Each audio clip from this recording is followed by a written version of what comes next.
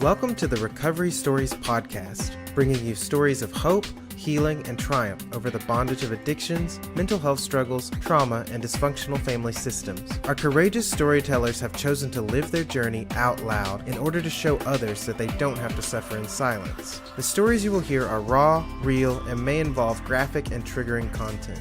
This podcast is brought to you by Promises Behavioral Health's Rooted alumni community. If you or a loved one are struggling, have questions, or are ready to take the next step, call our admission center at 877-351-7504 or visit us online at www.promisesbehavioralhealth.com. Our team is ready and waiting to answer the call for help.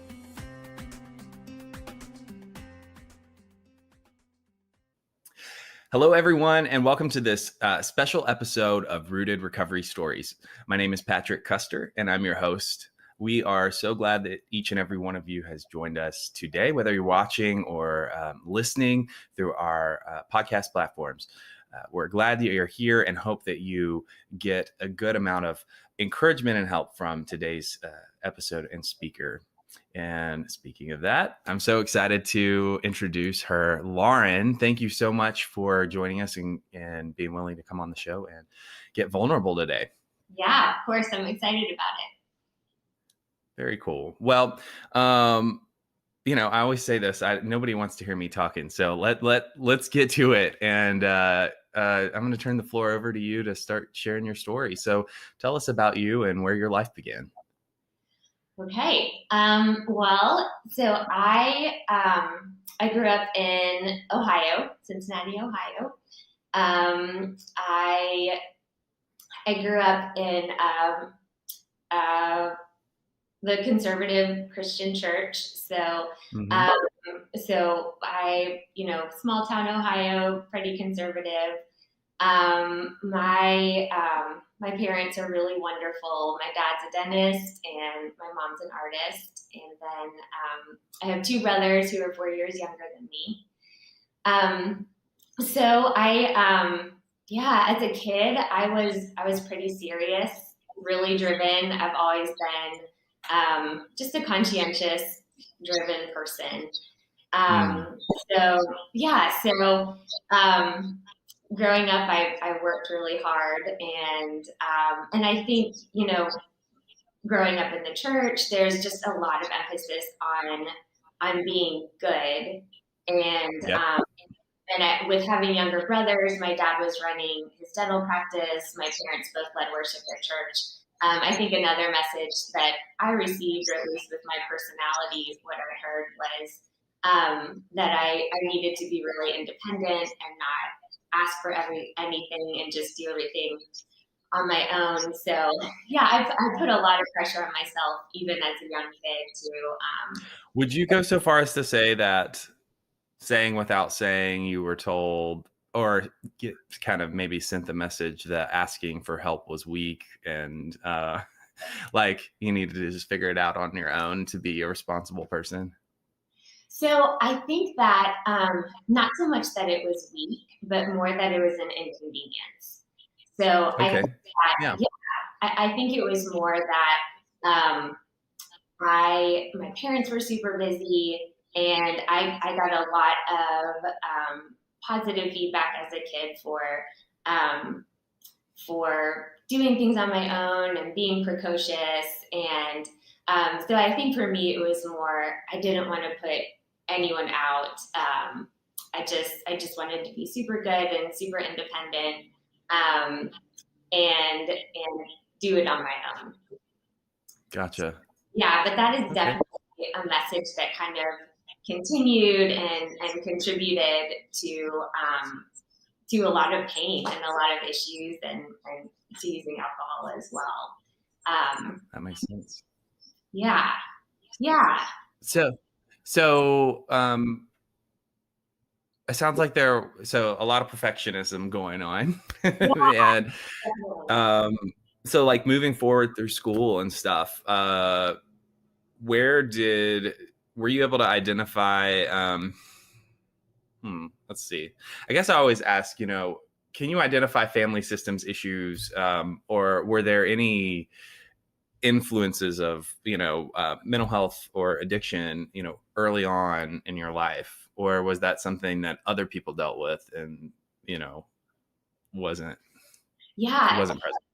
Right. So, yeah, I, we always, in my family, so my maiden name is Fennell.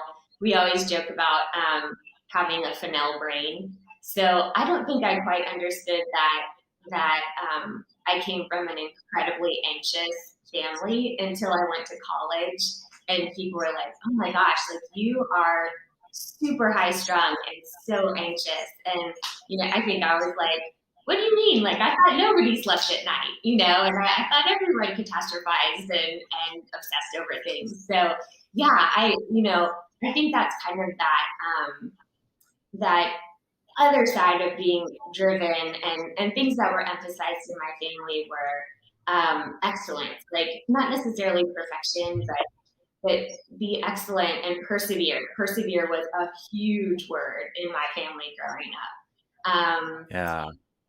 And I think as I've grown up and blown my life up several times and matured, I've come to see, like, yes, perseverance is important, but it's different than resilience. So I think I kind of learned to push against life so hard, just keep pushing, almost without stepping back and saying, like, if this is really, really hard, is it something I should be doing, or should I, kind of recalibrate, or is this something that just requires strength and pushing through it? So I think one thing that I didn't necessarily learn was that the message was more like work so hard versus why are you doing this thing, and do you have to do it? And I think my messaging was more, you should be able to do this. So that's something I've told myself throughout my life. And other things that kind of played into family systems and the culture I grew up in, as I was growing up, was as I became junior high and high school in the church, there was so much emphasis on purity. I grew up kind of in the era of the purity movement. So me too. Yeah. So a lot of kind of confusing messages, and as a girl, as a female, there was a lot of emphasis on how I dressed, how I presented myself, and I think there are these two different things. Like, the world is saying, be beautiful and have a certain body, have a dress a certain way, and the church was saying, but if you are beautiful, you're going to cause men to stumble. And it was almost this, like, there's something like evil and gross about my body. So it was just like, I think, just crushing pressure, like, be good, beautiful, but not beautiful in a way that is sexual, but, be excellent, persevere, just, and I think back on, and with my personality, I took it all in. Like, I think some kids would just be like, fuck you, I'm doing whatever I want. But for me, I was like, absolutely 100%, I'm going to do it all. I'm going to do it so well. And I'm not going to ask for any help while I'm doing it. So I think at a very young age, I set myself up to just be completely worn out all the time. Yeah. So when did you start? Clearly, I already know you worked hard and probably excelled in school, right? So when did you start to wear out, burn out? What, like, you can't go forever, no matter how old you are, putting this type of pressure on yourself and not start experiencing results where we either act out or find alternative coping mechanisms. So tell us a little bit more about where that must have entered into your life. Yeah. So my dad had helped start a private Christian school that I went to up until the middle of high school. So probably sophomore year was the first time that all of it started catching up to me. That was the first time that I drank, and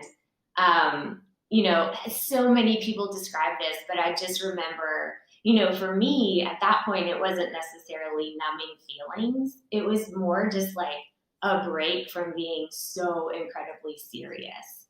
So I think that it was like it enabled me to be playful and loud and a little bit naughty, and I think that that's what I really liked about it, and it really scared me. So sophomore year, I guess freshman, sophomore year, I was dating a guy way older than me and had started, drinking every once in a while.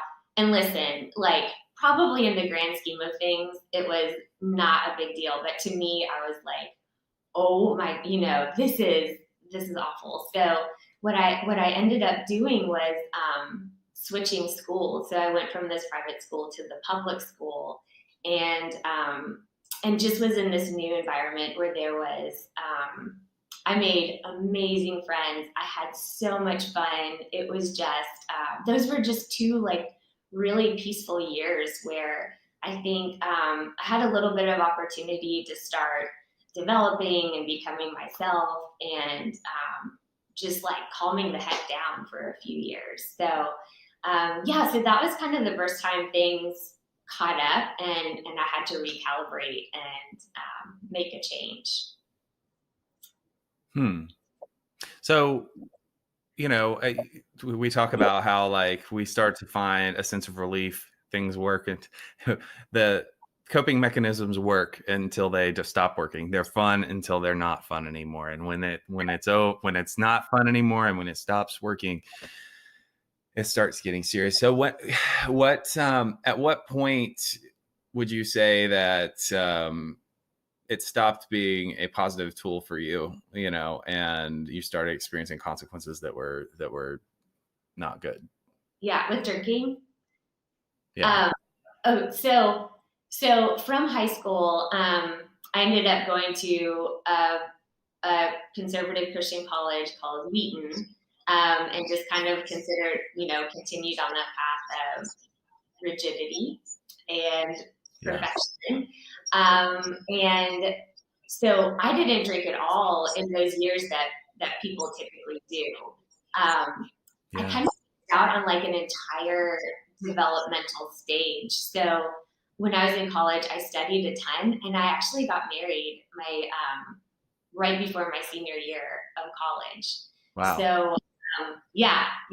So again, like I didn't really have that period of time. And I think another thing, just a message that I got from church culture was like, listen, don't think about anything too much. Like, this is what we're telling you to believe, and this is what we all believe. So, just don't think too much. So, again, I think I kind of missed out on developing myself and getting to know myself, and immediately went from my dad as an authority to, my husband as an authority, I guess, at 22, and 21, 22. So then, I went on to, I graduated from Wheaton. I went to University of Cincinnati and got my degree in nursing, and worked as a staff nurse for a while at Cincinnati Children's, and I really didn't drink. Like that wasn't an issue, like here and there maybe. And then we moved to Nashville, and I started grad school, and again, didn't really drink. And for me, it was when I started my job as a nurse practitioner, and I was just in a really functional department, in a situation where I didn't have the support I needed to learn my job. And so really it wasn't until I was 28 that I started drinking in a way that was to become problematic. Wow. So, it's interesting. One of the things that I love about the ability to have this platform and elevate people's stories just like yours. They're all of our stories are such, so different, like the colors of the rainbow, and even more vast because it's just like so different. But I think so often um, we tend to have this cubby that we put like our perception of a typical mental health struggle Mhm. diagnosis, um, addiction, like drug addictions here, people who shoot up, or this is what it looks like, or what I've seen before, your typical alcoholic, brown bag under the bridge, Right, um, and uh, I, because I work in treatment, I've seen it all, and I personally know the full spectrum. But I just wanted to interject here and say, kind of recognize how, we're talking about a really high functioning person that has made it through serious schooling, um, without major consequences, and also didn't have problematic drinking. You're talking about this didn't come up till 28. So the nature of the disease of addiction manifests, and I'm not saying this to you necessarily because I know you already know, but um, just to pinpoint it, it's not something that necessarily is always there from the age of 11 or 16 or 18. right, And just because we don't, may not have had a troubled youth or a failure to launch type situation, there's very real life circumstances that transpire for many people later in life, right. who are considered high functioning, such as yourself. So, Yeah. tell us a little bit more about what that looked like for you at that point. Yeah. So,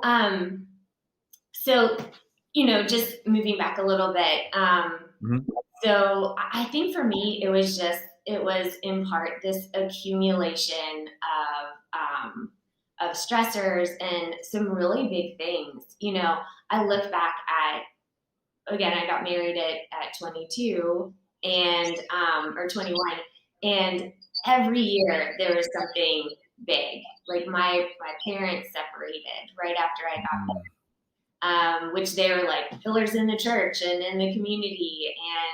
And the church wasn't necessarily kind to them.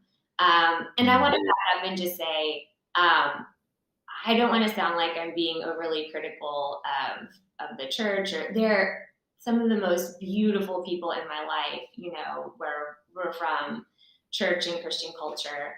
Um, but so my parents separated the next year. My ex-husband's father just dropped dead of a pulmonary Mm. embolism. And then after that, we moved to Nashville without knowing anyone and both started grad school. And after that, I started this super stressful job and just on and on and on. Mm.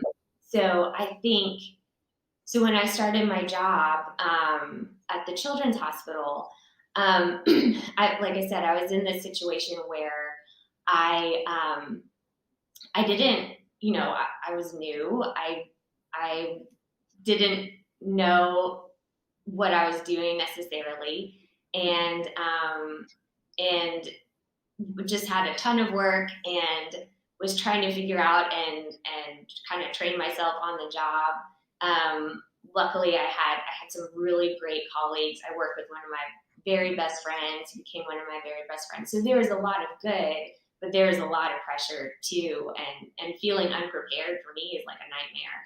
So I would, I would make it through the day and just be so overwhelmed and so just like jacked up and it's that feeling of stress where like your whole entire body is so full of energy and your nerves are frayed and I think for me like one theme in my life has been difficulty with transitions. So transitioning from Mm. that to coming home and trying to be a normal person and rest, like rest, what is that? I don't do that very well. And I feel like alcohol is that. it was just the way that I could calm down. Right. And make it through the night before I had to wake up and do it all over again. So, and I think also I got a lot of positive feedback from my friends and people who are close to me, because it was almost like, I would say it was like personality doping, right? Like I would Mm-hmm. tense or whatever, and then I would drink, and that part of me that's maybe like being a little inappropriate and having, humor that sometimes can be a little dark or a little bit off. And I think I was like initially fun, and it just felt so good to be fun and relaxed and just have a break from what I knew I was facing the next day. Yeah. So that's kind of where it began, and then also just with social functions and conferences at work, because I was teaching myself to be this nurse practitioner and function in this environment. So I went to a lot of conferences, and it did a lot to train myself. And there was nothing more fun than drinking at a professional conference. I think that was another environment where it was very much, it was new to me. I Mm-hmm. hadn't been around alcohol in college. I was never in a permissive environment, I think, if that makes sense. Yeah. So suddenly I was in this group of like super smart, super stressed out people, and alcohol is just, common fare. That's what you do. Right. Yeah. Yeah. So again, my So, story's a little different, because it wasn't like partying in high school. It was more like, yep. Nerds gone wild at a professional conference. So it was just a little bit different. Yeah. Well, I've had a few medical professionals and attorneys come on and share their stories that sound very similar to yours. Yeah. And, I think it's so common that, one of the things that we know about the psyche is that a certain level of anxiety is supposed to be there to drive us to do the fear is used as, don't touch the hot stove, or, Yeah. it also, in some ways, in a healthy doses, pushes us to do the things we're supposed to do, not do the things we're not supposed to do, and can create some highly successful people. But Right. in higher doses, right? Like it does exactly what you're talking about. And so that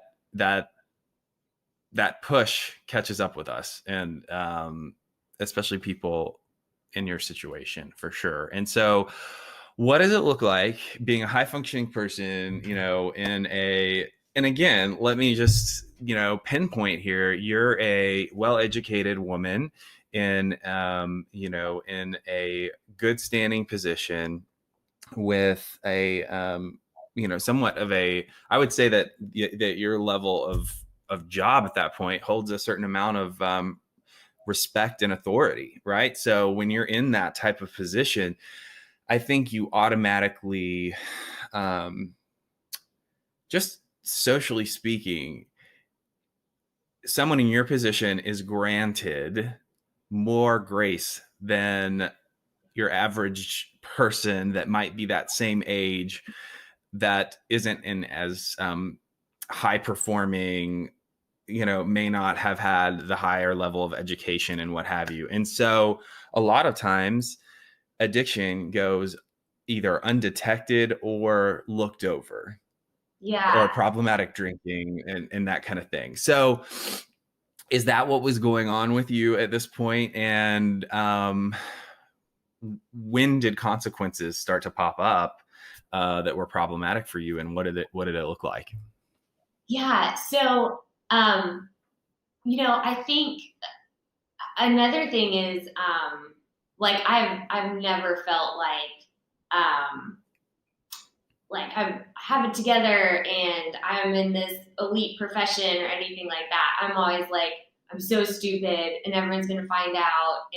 And I'm the worst. And so I think my self-talk is totally different than that, or was, or has Yeah. been in the past. Yeah. And just kind of going back to wearing myself out, I grew up in a family who gave so much. Like, we always had people at dinner or staying with us or whatever. So I kind of grew up boundaryless. Like, you give and give and give and give and don't say no. So I think that it was, people were probably seeing more that I was, working so hard to excel. And I was feeling like I'm doing a horrible job. But a lot of the drinking was more hidden. Like, part of being high functioning wasn't just performing at a job, but also, you know, not, just hiding. I got really, really good at hiding. Sure. Now listen, there are times where I drank at conferences, like drank way too much. There were several episodes where I really embarrassed myself, and it was not catastrophic, but for me, it felt catastrophic. And Mm-hmm. but I guess kind of like you're saying, it was like, oh well, that happens. Right. Yeah. So I think at conferences, there were several times where I drank too much, and but everyone was drinking too much, and so it didn't seem to be. I maybe wasn't standing out Right. from what everyone else was doing, but but in addition to the stress of learning my job and becoming proficient in my role, another major stressor that arose was at one of these professional conferences, I was sexually assaulted by one of my colleagues. And that kind of led into about 5 years of really intense sexual harassment in the workplace. And so, work just became very unsafe for me. I was, really pouring into my patients and trying to become an expert and be the best at what I was doing. And at the same time, I, no matter what I did with this individual to try to change things, trying to be mean, trying to be nice, trying to ignore all of these things, it just was getting worse and worse. So kind of going back to what I said before about transitions, I was so rattled by the time I got home, just, with that trauma and the buildup of it over the years. I was in that constant state of hypervigilance, and it was really wearing on my body. And it was the kind of thing where I had made efforts to tell people about it, to disclose it, to get help with it, and the response that I got, kind of, which is typical, which we've heard a lot with the Me Too movement, was, what were you doing? What were you wearing? Were you drinking? And and I was drinking, and I think in my mind, I told myself, I will never speak of this. It didn't happen. I'll just shut it down. But then in the process, I lost a ton of weight and wasn't sleeping at night. And I was, it was like my body was eating itself, and I needed to do something. and so, and also with this, in the middle of it, I ended up getting pregnant and having a miscarriage. And so, my ex-husband and I we were really surprised we got pregnant. And then we were really, felt like the carpet was pulled out from under us when we lost the pregnancy. So I think going back to what I said earlier about confusion with my body, it was like I felt so gross and just felt like, what is it about me that that that I'm attractive to and misused by this person? And my body is supposed to be able to make a baby, and it can't even do that. And trauma is really wearing on me. So I think all of that combined, it just led to a lot of despair, and a lot of frustration and a lot of resentment towards myself. So again, in this, it wasn't like I was drinking before work or like waking up first thing in the morning and drinking. I could make it through the day. I could wake up, I could come into clinic, and I could just kill it professionally. But by the end of clinic, by the end of the day, I was just, it's like alcohol. I was just surviving. Surviving. And that's where alcohol began to numb me, and where it wasn't so much like fun and now Lauren's not going to be so serious. It was like, I drink so that I don't want to die, and I was just so stuck. And again, I think the question is, well, why didn't you leave the job? And I was pissed because I had become really good at what I did. I loved what I did. I loved my job. I loved my position. And I was so mad that somebody else's bad behavior would affect me professionally. And that's kind of going back to where I would tell myself, I should be able to do this. Like, I should be able to handle this. And that's pride. And in a way, that's kind of a certain type of pride where I'm like, I can do all of these things at the same time, and I can function, and I'll just be in therapy for the rest of my life, and it'll be totally fine. But I will do all of these things. And so in addition to alcohol, around that same time, I did begin to see a therapist, and then I also saw a psychiatrist, and he kind of what you've said, he said, the danger with you is that you are functioning so highly. And from the outside, people probably can't tell. And he said, even like you coming into the office, like you're dressed, you're wearing heels, you're wearing earrings. And then when I talk to you, I'm like, you have like devastating depression at this point. So I started on medication for anxiety and depression. And I was like, oh my gosh, I'm going to be on this until like when I'm in the nursing home. I'm going to be like, okay, time for my medication, because this is how normal people feel. Are you kidding me? But I think medication can be really important for treating mental illness. And I think we need to be really honest and accountable to our providers.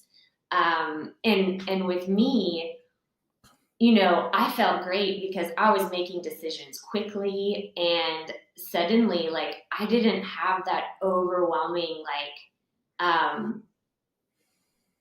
all my life I've just cared so much. I care so much about everything. And I didn't have that edge anymore. Like, not that I didn't care about people, but not as much. You were able to let things go that you couldn't let go before. Yeah. And it felt awesome. It felt so great. But kind of like we were going to before, it took off a big chunk of who I am and what's good and beautiful about me and what makes me good at my job and makes me a good daughter or wife or friend. And then drinking on top of that, that is just a complete shit show. Mm-hmm. So at that point, when I drank, I became a crazy person. I was super impulsive, like just it like we had come so far from when drinking was like, oh, fun, now Lauren's relaxed, to where it's like Lauren's behavior is bizarre and irresponsible, like uncharacteristically irresponsible. And so I think it was really a combination of trauma and depression and medication. And I always say it's like a salad. I'm like, a little bit of trauma, like a little bit of medication, a little bit of this, and then you pour alcohol on it, and it's like, Yep. it's like just a complete disaster. So that's kind of, where things were. And at the same time as all of this, my marriage was just tanking. My ex-husband he didn't know what to do. And I wanted help so badly. And I was trying. I always say, I would say in meetings, like, I worked my way to rock bottom. I achieved my way to rock bottom. Wow. I was, just adding, like, I'll go to meetings, I'll go to therapy, I'll do all of the things. And it was really, it was hard for my loved ones to know what to do, because it looked like I was doing all the right things. Right. And so did they try to, what did that look like at the time? Marriage is tanking. Did husband, like, did he start to notice things? Did he make comments about being concerned? What did that look like? Yeah. So, so definitely, it was kind of both ways. Like, I think he was still like, it's really nice when this calms you down. And then it was like, uh-oh, like, whoa, this is different.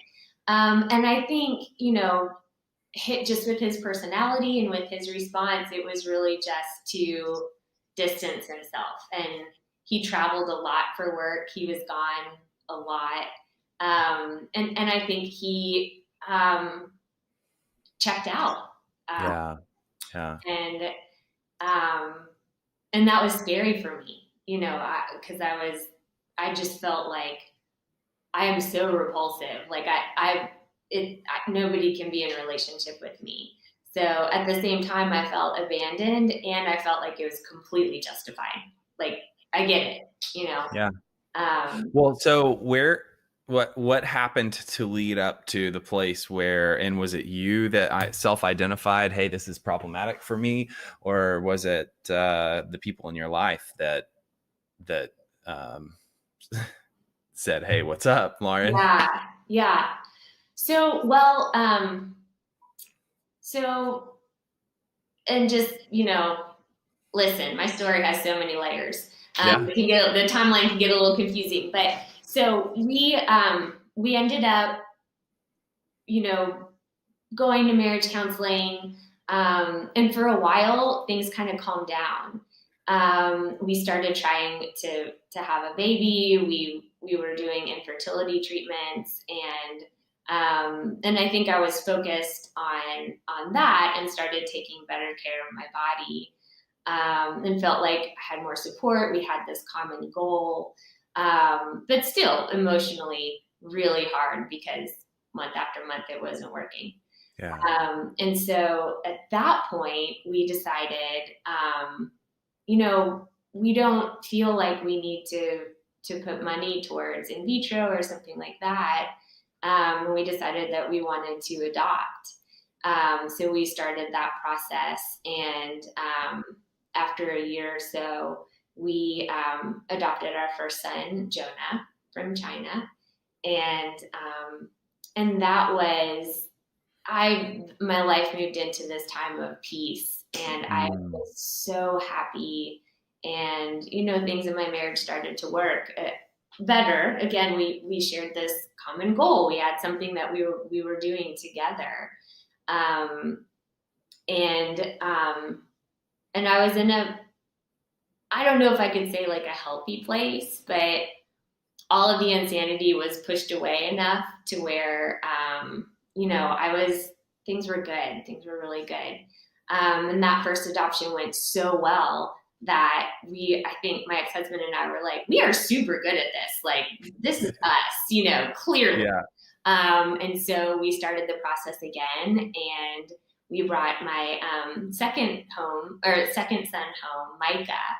And that was a different experience. So Micah had really serious health problems. And to the point where I didn't even know if they were going to let us take him on the plane home from China. Wow. He was really sick, and it was really scary. So Micah came home. He had surgery every single week for over a month. Wow. And it was, part of his problem is that he would have these choking spells, and it was terrifying. And in addition to that, he didn't sleep. He would wake up in the middle of the night, and that's kind of when he would experience fear and trauma. So he had to sleep on top of me, and I was getting about 2 or 3 hours of sleep a night. And then returned to work, and my ex-husband was traveling a lot, and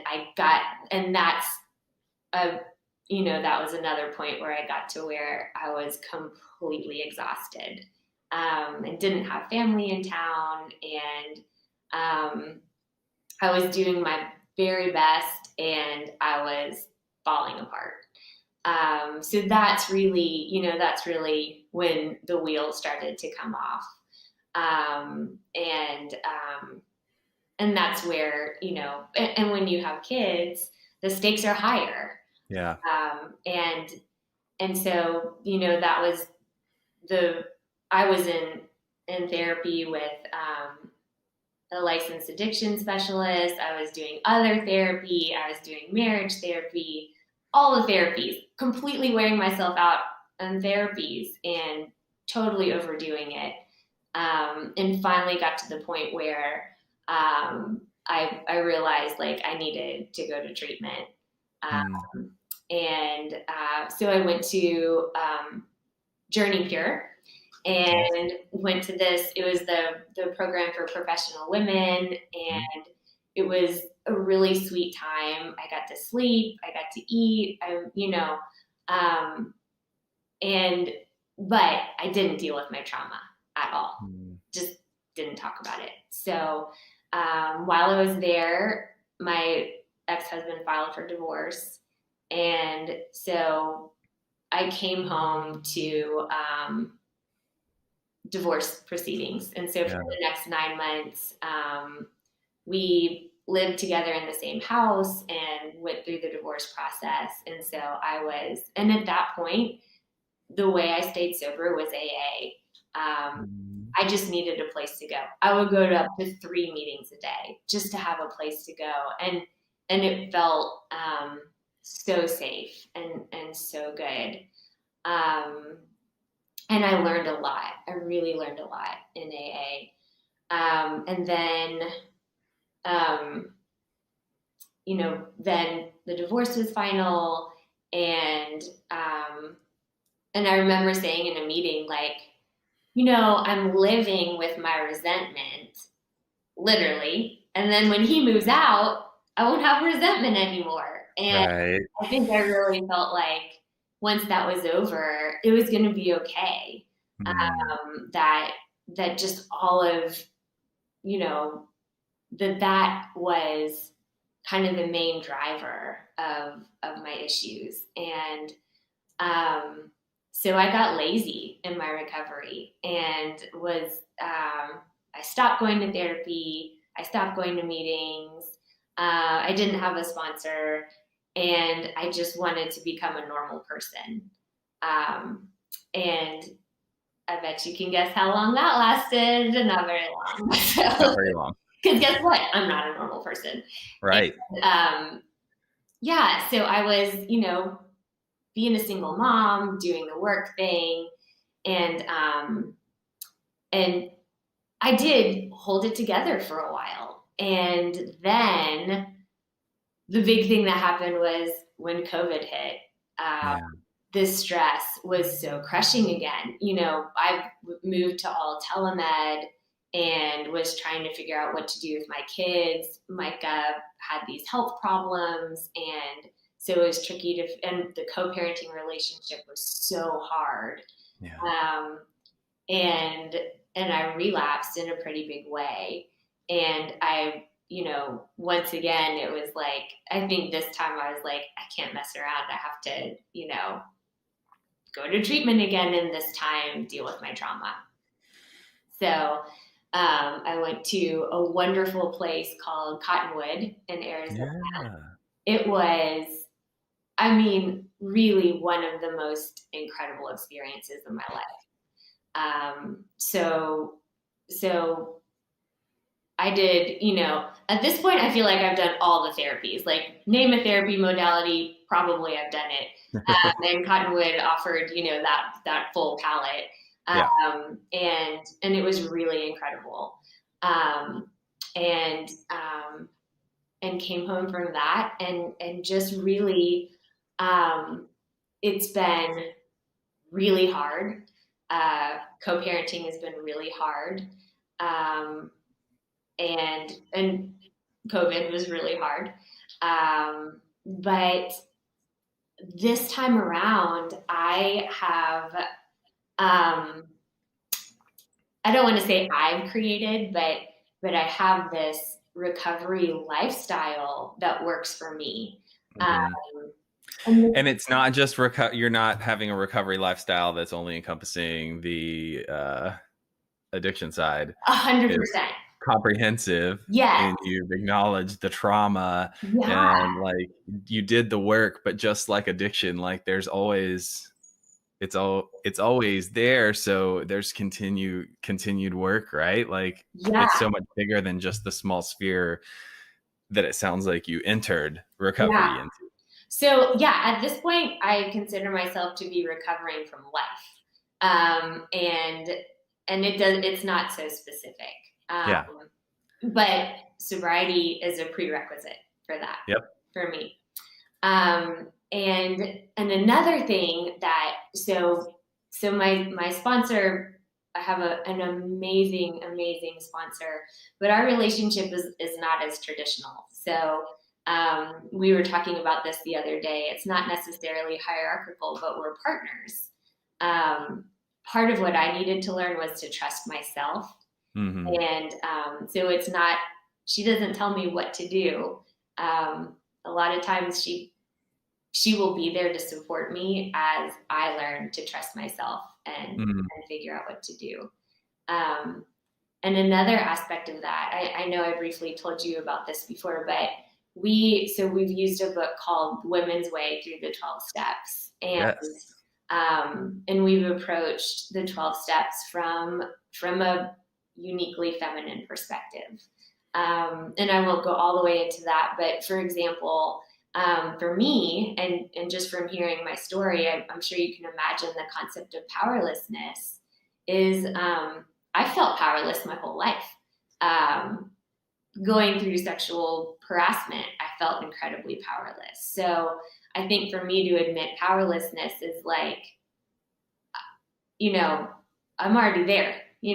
That's not necessarily, and I know it's powerlessness over alcohol, but I needed something different. Same with the fourth step. I would always get to that before and just get into such incredible shame. But through this, we've talked about how women talk through things a lot naturally anyway. And so, our relationship, it's more as our relationship has evolved and as we journey together in sobriety, we talk through all of these things. And it's just more, it feels more fluid. And that's what I have needed. And it's been just been a beautiful process. That's awesome. I think learning to have flexibility in recovery, I've grown up so rigid with so much dogma that that's not healthy. That's not a healthy approach for me. So being able to have flexibility and be fluid and have people in my life who let me doubt and let me, not know what I think or do things a little bit differently, that's been Yeah. healing for me. It's how you said that reminds me of a meme I saw the other day, where it was like a comparison of what people think recovery, whether it's addiction, trauma, all the things. The assumption is that it's this linear upscale of problem behavior, therapy, and making better choices, healed and recovered. Yeah. And it's not that. It's more, problem behavior, things happen to us, trauma, whatever. We seek a little help, we do a little bit better, fail, try and make better decisions, get more help. This is reality. Yes. And when talking about the powerlessness and, we grapple for control, because I think not only does society look at it and say, well, it should look like this. Mm-hmm. I think we also feel like it should look like that. And if Mm-hmm. it doesn't look like this, then we feel like we're failing in our recovery. Right. And so I love how you just explained that, because giving ourselves the grace to have that fluidity, to screw up, to make mistakes, to say, this doesn't feel like it's working for me, and to find other modalities that maybe work better or are. And I think along with that, just being able, being flexible enough to say, this worked for me last month, but it doesn't work for me anymore. And now this works for me. And that doesn't mean that that was the wrong thing to do. It just means that I'm changing and life is constantly changing. And I think that's a thing that has been so key for me in recovery from life, is not having those firm expectations anymore. Yeah. And being able to be more open to life and more curious. And I think that's brought so much more joy in my life, to be like, oh wow, I love playing piano. I haven't done that since 5th grade. And I wake up every morning and I play piano and it's so beautiful. And then, a few weeks go by and I'm like, I don't play piano anymore. Now I do this, and this is so wonderful and beautiful. And being able to move through life in a different way just brought so much just more surprise and more texture and more beauty in that way, more exploration. And I just feel like it's just, listen, my life is probably harder than it's ever been. So much going on, and I think it's more beautiful. And I tell people, and I'm experiencing it without numbing myself. And so there's a lot of sorrow and there's a lot of joy. And I can move through both of those and let both of those continue to change me. Yeah. Isn't that the beauty of living a life in recovery? Is, however you want to talk about it, you can't enjoy the sunny days without the cloudy, rainy days. The yin and the yang.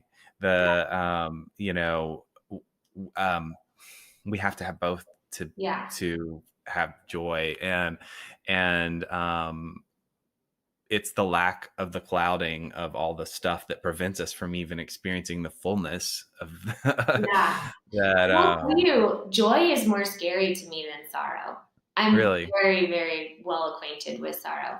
For me, hope is really scary. Joy is really scary. A beautiful day can be uncomfortable and scary, because I'm like, what if I don't make the most of it? Or, hope is scary because it's like, I'm going to get the carpet pulled out from under me again. And I feel like I need to protect myself against that with catastrophic thinking. So I think learning to be happy and allowing that to wash over me and sit in that and know that maybe it'll feel different tomorrow, and that's okay. That's been way harder for me. Suffering and Wow. sorrow has really typified the last 10 years of my life. So moving into a time of happiness, like what is that going to feel like? Is it going to be taken away?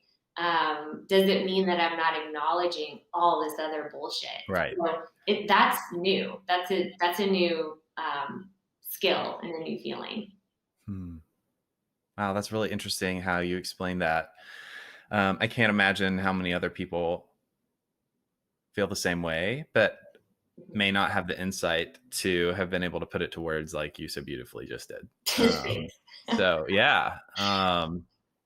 Well, like we talked about, it's a never ending journey. And I'm so glad you're on the positive trajectory that you are. And I hope and pray that that continues for you.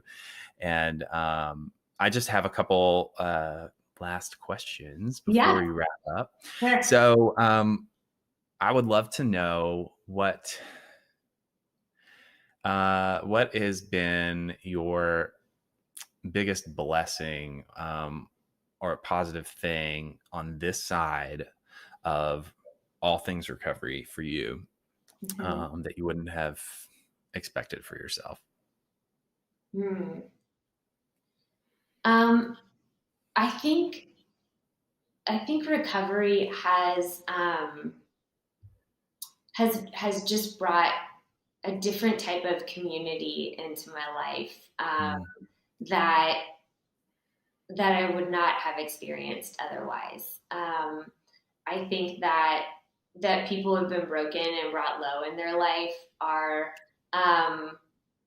tend to be more creative, more honest, more interesting. And that's not to say, I mean, other like people who haven't experienced suffering, good for you. I'm so happy for you. That's amazing. But I think the community and just the people, and not necessarily just people with addiction or one specific problem, but just in general, people who get it, who are like, I've definitely blown my life up, or I have really significant trauma that impacts my relationships, and or when you say this, I felt this way.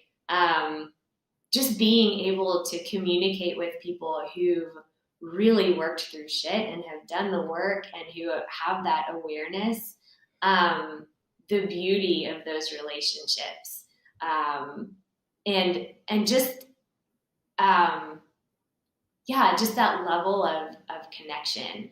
I get really bored in relationships that aren't where there isn't connection, and that was always an issue for me before, and that was in part drinking, because I would get bored, and so I think just having a different depth of relationship and people who see the world and move through the world in a different way, I think that has been the biggest blessing. I could not agree with you more. Yeah. Really. Okay, last question. Sure. And this is, I think, this is a really big one for me, because, I think that I truly wholeheartedly believe that every storyteller we bring on here has such a unique story that speaks to people in a way that is completely different than every person telling their story before.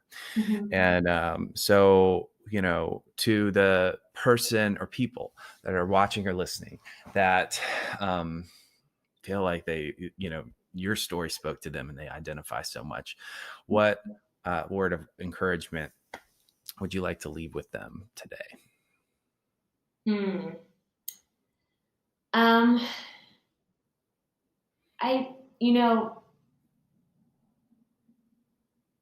I think one thing in recovery and just learning and growing, I've found that I'm not necessarily becoming a brand new person. I'm actually becoming myself. Like, I get to be Lauren. And I think that is such a really cool and exciting thing, to come back to that core person that you were created to be. And that's always been there, that soul that that beautiful soul that came into the world, that, before all of the brokenness and pain and trauma and all of that happened. I think in recovery, we get to uncover and unfold and become that person. So for someone like me who really strives all the time, it's neat. It takes the pressure off, and it's neat because it's not me choosing to become a certain way. I already am a certain way, and I get to just calm the fuck down and become that, and kind of let life wash over me, and move through the world in a different way where I'm not trying so hard. And I don't have this image of this is what a good life looks like. And I think that's something I talk to a lot of with my friends, redefining what a good life looks like. I used to think it looked like a husband, a badass career, kids, everything looking in a certain way. Now it's having a beautiful relationship with my children as a single mom, and having independence and running a house, by myself as a woman, and learning to have boundaries in my career and with my family, and life looks way different than I thought it would. But I think just allowing what is good and what is ideal to change and being flexible with it. And again, knowing that this month may look different than next month, and being okay with that. I think those are some big things for me.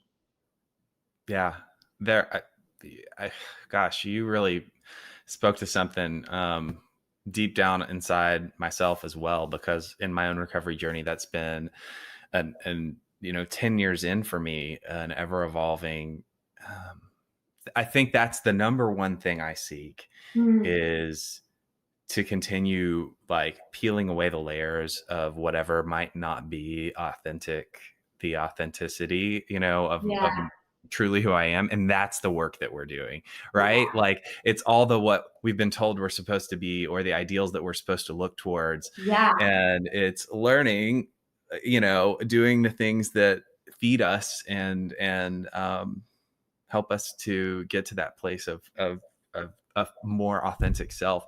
Yeah. And it's contagious because I think it allows those people around us to feel safe as well, to start that journey or continue down that journey with us as safe individuals. And yeah. And when you tap into that, I mean, this sounds kind of stupid, but at least once a day, I'll be like, I am having so much fun being myself today. Mm-hmm. Like, I like when I get into that, slip into that Lauren groove. It's just so much fun. And it's not all the time, but every once in a while I get that little glimpse, and it's really exciting. It's really exciting. So. Yeah. That's awesome. Thank you for sharing that. And thank you so much, Lauren, for, like I said, it takes a huge level of vulnerability to come on here and open up and share. And I'm so grateful for you and for what you've gone through and are continuing to do. So thank you for that. And, for everyone watching or listening, I hope that, you are taking care of yourselves. And if you need help, you or your loved one, there are some resources attached in the show notes, also at the beginning and the end, that I would encourage you to take advantage of, because help is so close and easily accessible. I hope you will take a step to ask for help if it's needed today. So with that, thanks again, Lauren. And thanks to all of you. Hope you have a great day, and we are out. For more information on today's episode, check out the show notes. Recovery Stories is brought to you by Promises Behavioral Health's Rooted alumni community. If you or a loved one are struggling, have questions, or ready to take the next step, call our admission center at 877-351-7504 or visit us online at www.promisesbehavioralhealth.com. Our team is ready and waiting to answer the call for help. Whether you're watching on YouTube, Facebook, Instagram, or listening on Spotify or Apple Podcasts, please share with your friends. Follow, subscribe, and leave us a review. We are grateful for you and hope that you have been encouraged by today's episode. As always, remember you are only one decision away from a completely different life, and it is never too late to start loving yourself.